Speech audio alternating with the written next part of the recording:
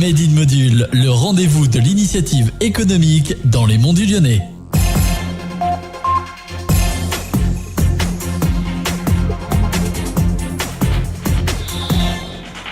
Le créneau de cette entreprise, c'est les bons plans. Une envie de théâtre, de musée, de concerts, événements sportifs, cinéma, parc d'attractions, voyages, vacances, locations, cartes cadeaux, bref, des réductions en tout genre, avec ou sans engagement. Ne cherchez plus, Reducbox est là. Et nous recevons aujourd'hui Jérôme Vapillon et Cédric Tarnowski, les cofondateurs. Bonjour messieurs. Bonjour. Bonjour. Alors l'entreprise a été créée en 2009 et vous êtes basé à Saint-Clément-les-Places. Alors première question tout de suite, très concrètement, en quoi consiste votre métier ? Jérôme, vous voulez répondre ? Oui, tout à fait. En fait, on fait office de comité d'entreprise externalisé pour les petites entreprises et les CE.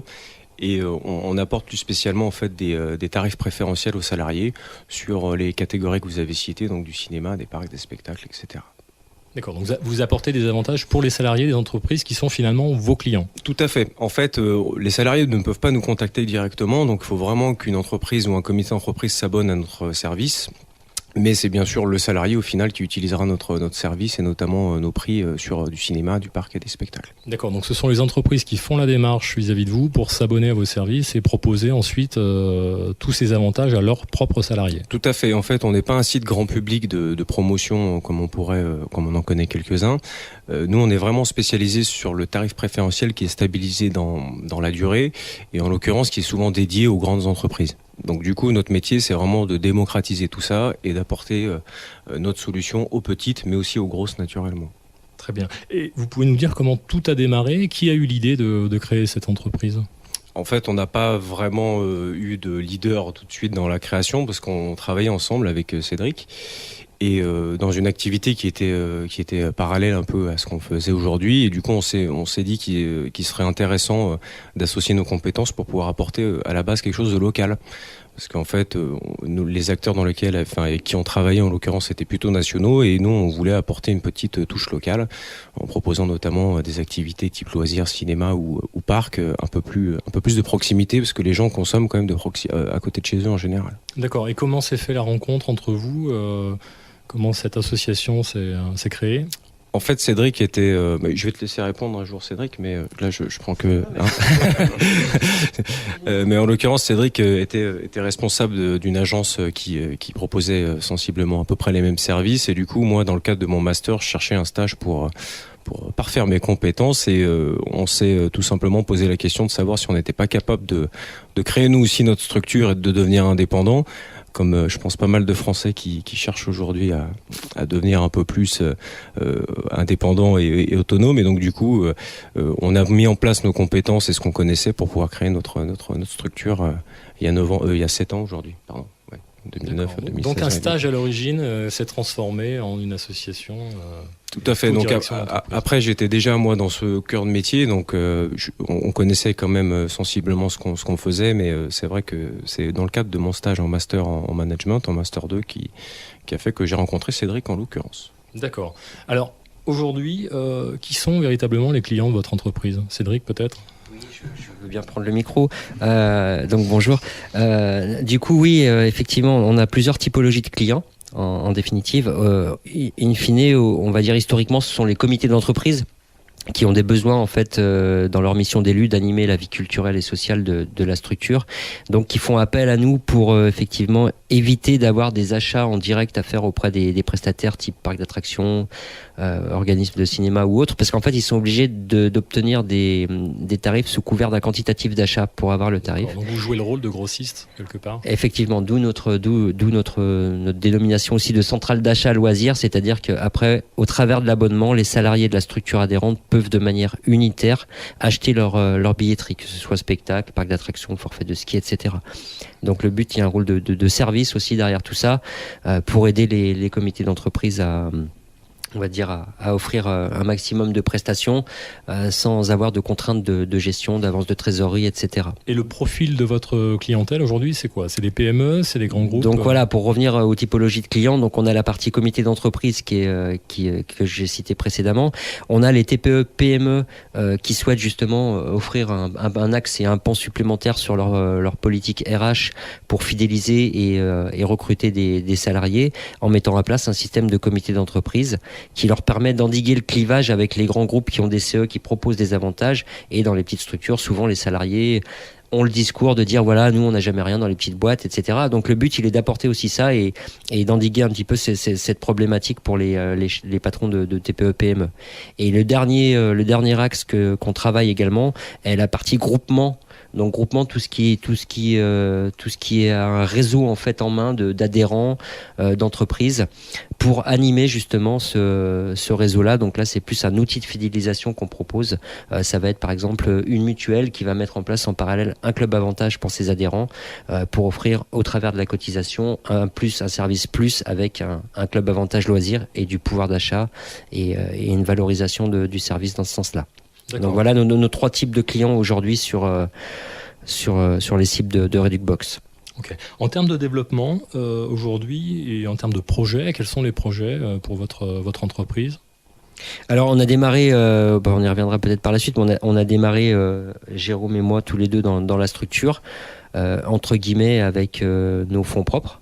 Donc pas de levée de fonds ni quoi que ce soit au démarrage, et au départ on est parti d'une mise en place et on va dire d'un recrutement de clients local pour après démultiplier et ouvrir sur un champ national avec des changements également dans la société. Voilà. D'accord. Et à l'avenir, donc on en parlera peut-être un petit peu plus tard, des projets de développement d'entreprises oui. un peu plus conséquents. D'accord. Jérôme Papillon, Cédric Tarnowski, aujourd'hui vous co-dirigez cette entreprise entre les différentes tâches, gestion, commerce, etc.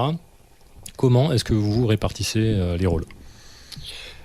Alors, on a mis un peu de temps à trouver notre organisation parce que être chef d'entreprise, c'est pas inné. Donc, du coup, selon les périodes, on a un peu changé. Mais aujourd'hui, on a vraiment deux axes de travail et de développement. D'un côté, moi, je m'occupe de tout ce qui est gestion et ce qu'on appelle le back-office, c'est-à-dire traitement des demandes clients, gestion des factures des fournisseurs, etc. Gestion du SAV aussi, quand on en a. Et Cédric, lui, est plus sur tout simplement le développement commercial de l'entreprise et de chercher des nouveaux clients.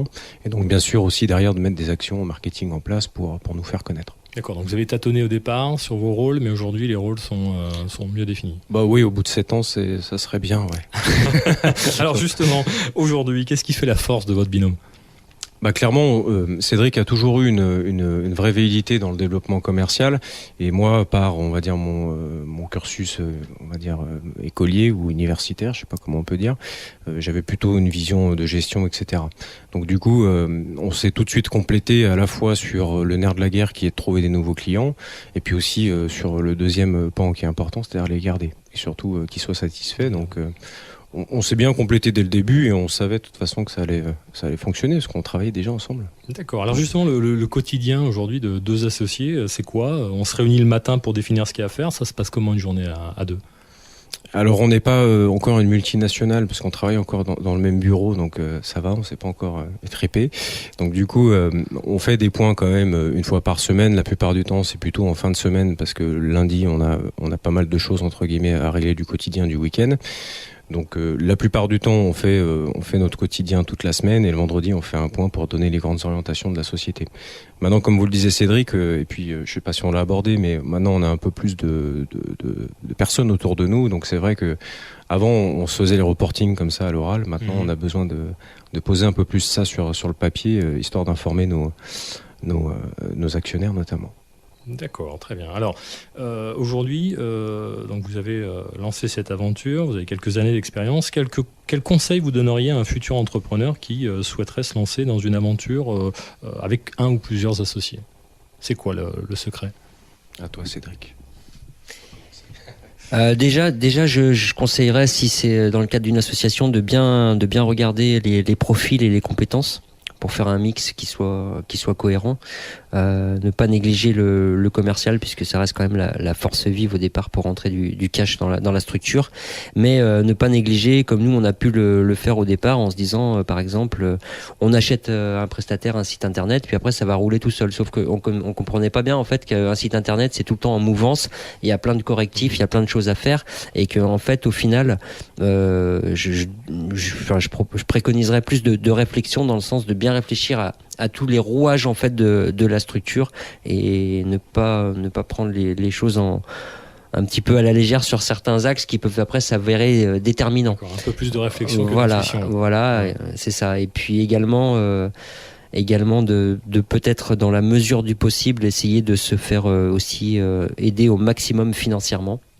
Donc ne pas hésiter à solliciter des organismes ou intégrer directement des personnes qui peuvent apporter du cash, puisque au départ en fait il y a quand même une inertie et une latence, le temps de développer le chiffre d'affaires de la structure.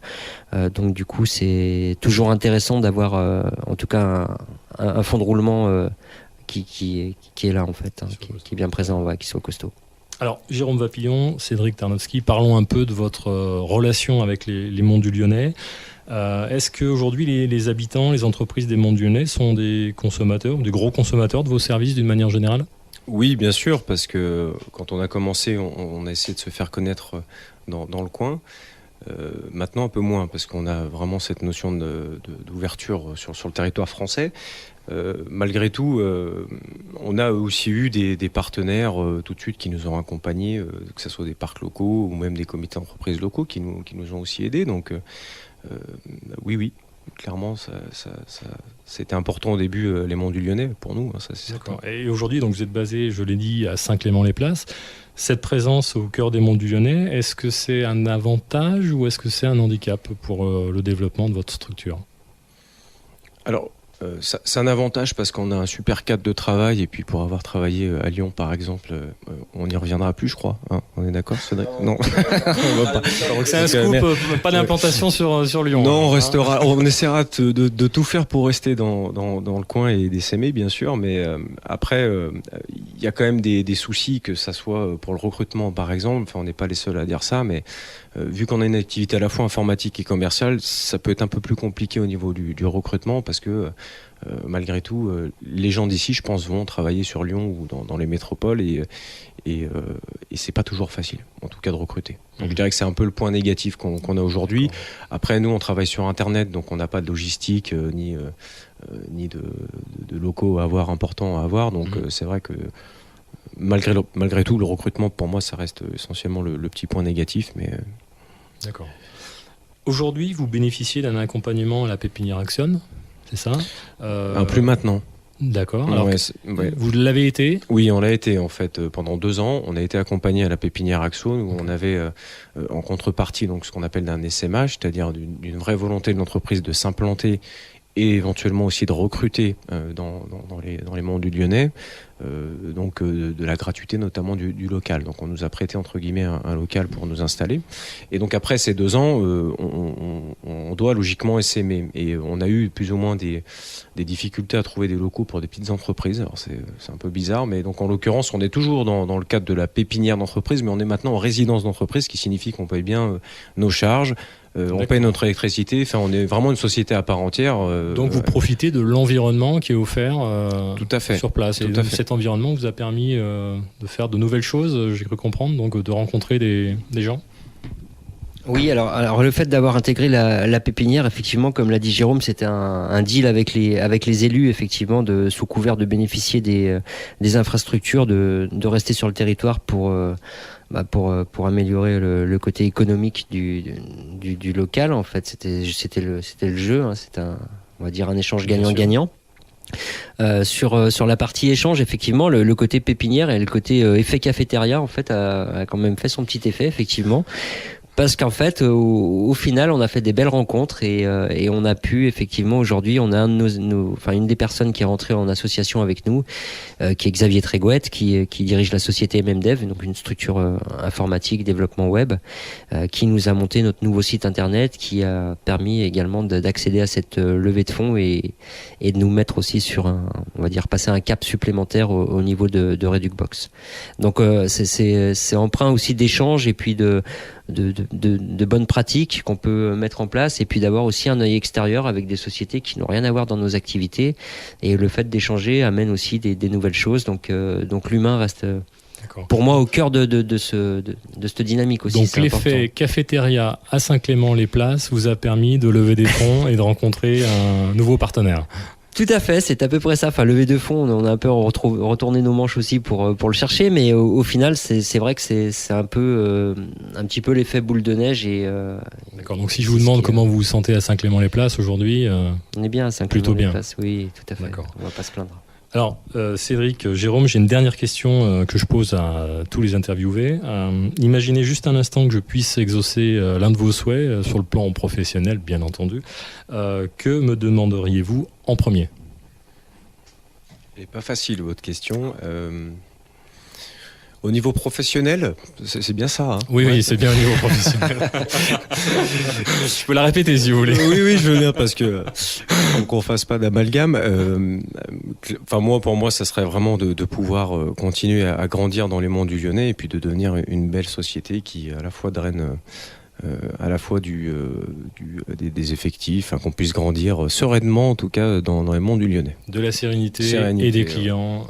Et des clients, puis du développement. Mais moi, il dit un souhait, alors c'est un peu compliqué. Ouais.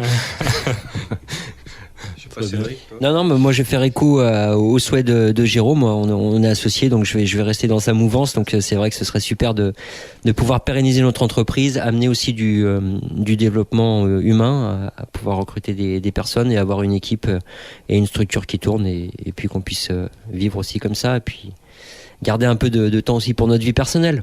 Très bien. Voilà. Jérôme Vapillon, Cédric Tarnowski, cette émission est à présent terminée. Je vous remercie d'être venu ici, dans les locaux de Radio Module, pour nous parler de Reducbox. On vous souhaite une pleine réussite dans vos projets et dans votre développement.